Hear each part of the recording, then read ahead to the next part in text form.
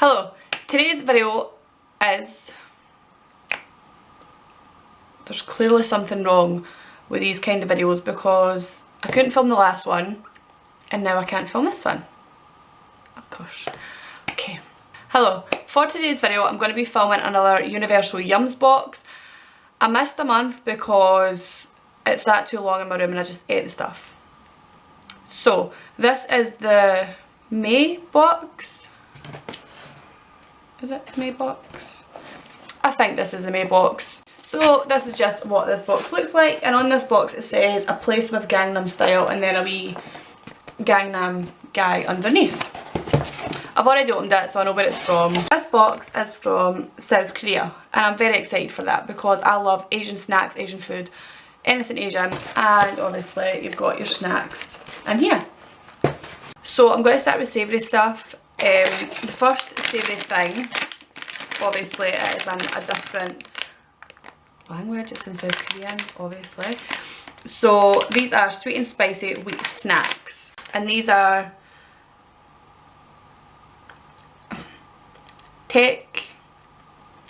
Choco, Jesus Christ, Chuseok Bokeh snacks. It says, freeze, you've been caught red-handed in the best way possible. The red snack in your hand comes from the famously bright red South Korean dish Choseok Bokeh, which means stir-fried rice cakes. It might not sound appetising based on that name, but during the Joseon dynasty, this dish was so special it was called Palace Choseok Bokeh and only served to the royals. While the noodle-like rice cakes were brown and plainly flavoured back then, the dish eventually made its way to the masses. By the time it became widespread in the 1950s, a chili pepper paste called gochujang had been added to spice up the boring rice cake, both in colour and in flavour. Since then it's sold like hotcakes. Before you try the snackified version of the dish, remember two things. First, the initial sweetness is deceptive. These crunchy yums have got some serious kick. Second, make sure to savour them because the only thing worse than red hands are empty hands. Okay, let's just try them. I think this is a sign that I shouldn't be eating more rubbish. Oh my god. Oh Christ, they are actually really red. They don't smell spicy at all, but let's just try them.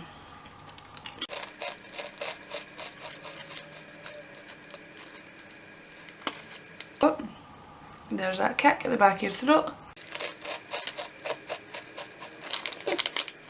They are more sweet than spicy, but they have a little kick. Tiny kick. In the UK we have something called Chili Sensations. They're a lot spicier than them. Quite disappointed actually because I was expecting more of a spice, especially from South Korea, but they're still nice. I'm still going to eat the full bag, don't you worry. Okay, the next thing, I think these are quite famous in Korea, Pepperell. These are the almond and chocolate flavour. At 11:11, many people stop to make a quick wish, but in South Korea the numbers signify something a little different. Pepperell Day. Every November the 11th, South Korea celebrates a holiday by giving loved ones these crunchy chocolate coated sticks. How did this quirky tradition start? Some people point to a 1983 news story about two girls at a South Korean middle school who exchanged Pepperell in hopes that the slim looking snack would make them become tall and thin. Others think the holiday was born because a stick of Pepperell resembles the number 1, hence 1111, and some think it's a combination of the two. Whatever the origins, Pepperell Day has exploded in South Korea. It's so popular that the holiday accounts for 50% of the annual sales of Pepperell. Go ahead and share the almond coated biscuit sticks with your own loved ones, or gobble them all up yourself. Whatever you choose, the next time 11:11 rolls round, you'll definitely be wishing for more. Okay.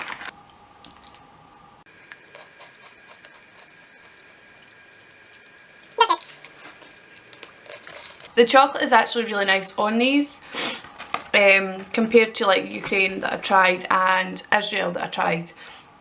The chocolate is a lot more richer than those countries that I've tried before. Okay, the next thing, you actually get two of them. These are called Chamsal Sengu and they're soy sauce flavoured rice crackers. You're about to get a taste of South Korea's rich history. And when we say rich, we mean it. Back in 15,000 before Christ, rice was used as a currency in South Korea. But don't think pennies, think $100 bills. Rice was considered such a luxury food that it was too valuable for the common people to eat, even the farmers that grew it. For centuries you could determine a person's social status just by looking at how much rice they had stowed away. Knowing this, we can't help but think that if these savoury rice crackers were around back then, they'd be worth some serious cash. Rice is much more affordable today, so you unfortunately can't buy a Porsche with these crackers. However, they will bring you a different kind of richness, rich flavour. Every crispy bite bursts with addictive soy saucy scrumptiousness. We actually think it's a good thing that these crackers aren't worth a ton of money because we'd feel bad about eating $1 bazillion a minute. I don't know if I'm excited about these or not. They smell good.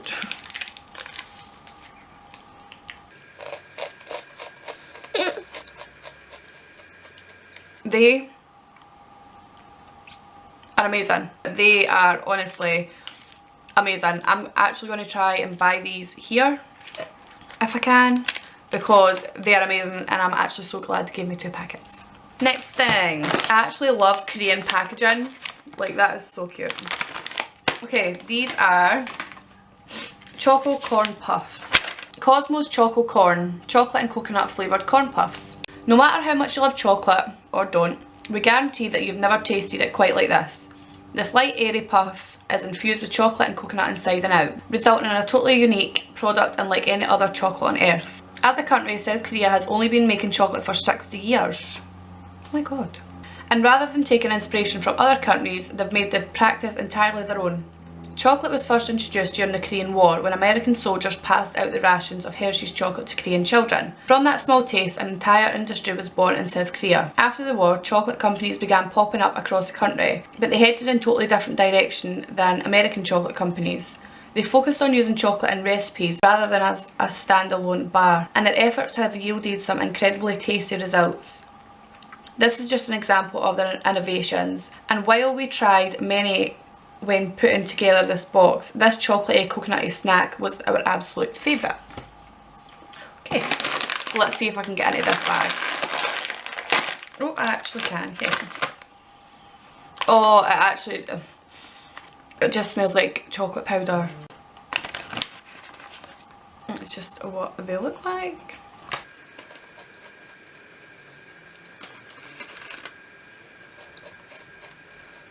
They're good. In the UK we have something called Nesquik and it's a cereal. Tastes similar to that. The South Korean one is a lot more rich and obviously it has a coconut in it, but that's got like the same consistency. Okay, the next thing is a Choco Pie green tea. The green tea Choco Pie, chocolate coated green tea cake with marshmallow filling. The amazingness of a Choco Pie can't be contained, literally. This famous chocolate covered marshmallow filled cake managed to traverse one of the most dangerous borders in the world, the one between North and South Korea. Since the 1970s, Choco Pie has been beloved by North and South Koreans alike. At one point, they were even given to North Korean factory labourers as work bonuses instead of cash. Over time, however, a Choco Pie black market formed in North Korea, and when the country's leaders caught wind, they banned the treat out of fear it would become a symbol of capitalism. So South Korea activists took a chocolatey stand. Hundreds of them came together to send balloons carrying 10,000 Choco Pies over the border to their hungry North Korean neighbours. We'll never know what came of those pies, but we can at least get a taste of what the hubbub is all about. This green tea version has all the chocolate and marshmallow goodness that the cake became famous for, with a fun matcha twist. Oh, this smells so good, so rich, and it's dark chocolate, so I don't know if I like green tea. Do I like green tea?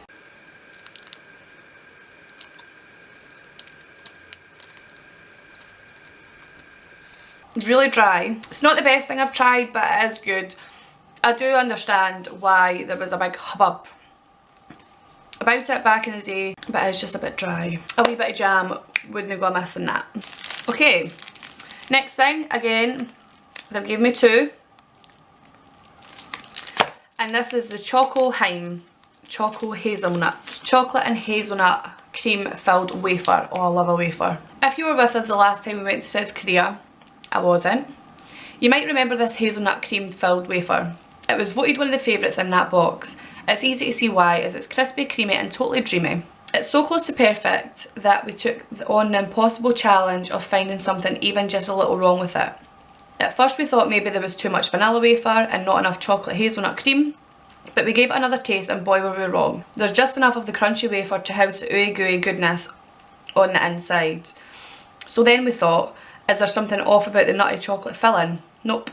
Another bite proved that it's perfectly soft and sweet. In the end, we just sat back and enjoyed these deliciously crunchy, creamy wafers. It was only when we ate the last bite that we realised there one flaw. Not enough of them. Okay. So it looks like...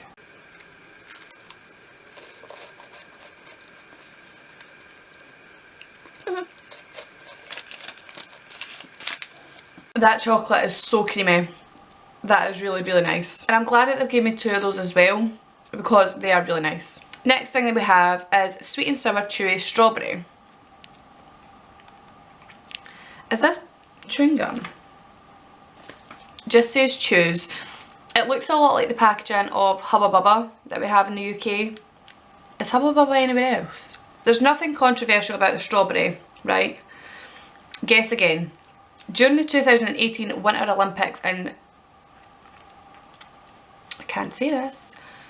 Pyeongchang? An athlete on Japan's female curling team was photographed eating one. When she described the strawberry as surprisingly delicious at a press conference, she reignited a decades-old debate between Japan and South Korea. Japanese officials claimed that the strawberries were rightfully theirs, as they brought the first strawberries to South Korea. But South Koreans claim they've worked hard to create a new blend of Japanese varieties, one that's both super delicious and entirely their own. Either way, South Korea now rivals Japan in the strawberry market. And if the incident is any indication, the competition is fierce. Maybe even fiercer than the Olympics. Want to know what else is fierce? The sweet and sour flavour of the candy in your hand.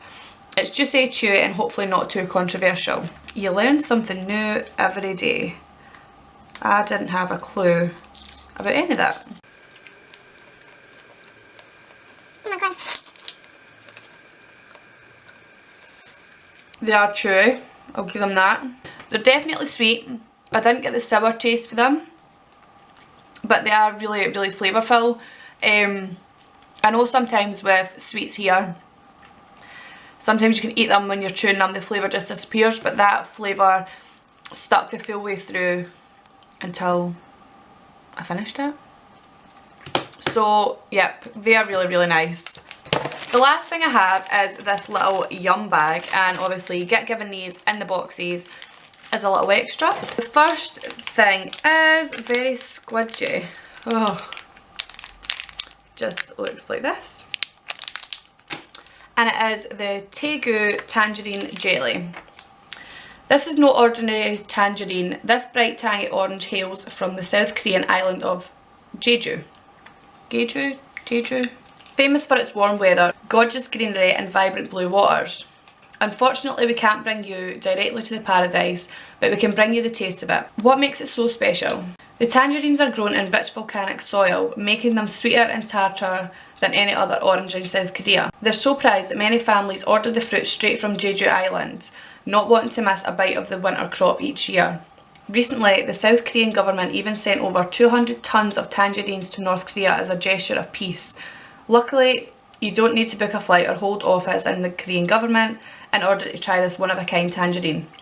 Bite into the super soft jelly and you'll get all the vibrant sweet and sour flavours of the real Jeju tangerine. What are you waiting for? Very funny. Oh. I don't know why, but I was honestly expecting like bright orange. It's like more of a yellow.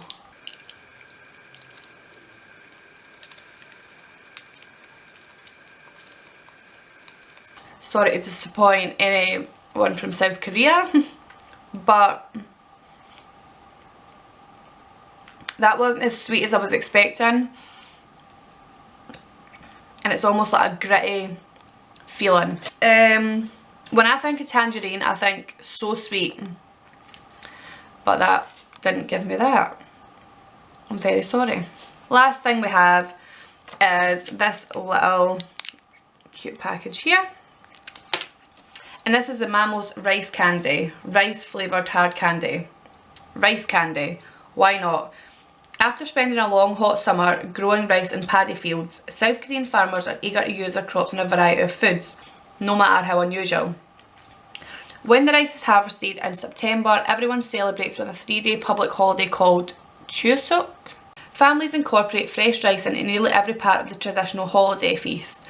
Bean stuffed rice cakes called songpyeon, fried balls of rice flour called hangwa, and even an alcoholic drink known as sindoju, whose name literally translates to the new rice liquor. So with this lightly sweet rice candy featuring actual grains of South Korean rice, you're getting a delicious taste of everything that makes the Chuseok tradition so special. It's a reminder of the hard work that farmers put into growing the rice and the extraordinary creativity of the cooks in the kitchen. Just a clear little...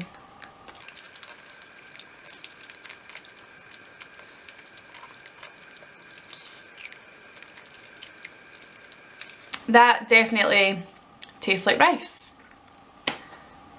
But there's nothing else I can say about that one there. I think that one would be my least favourite snack in the box, but it makes me feel bad for saying that because it's a reminder of the hard work that farmers put into growing rice, and that just makes me feel a bit guilty for saying it was my least favourite snack. That is all I have for this video. I hope you enjoyed it. I certainly enjoyed it because I obviously love food, love trying new foods, especially from all over the world. And I will see you in my next video. And if you only like kind of food videos, I'll see you in my next Universal Yums video.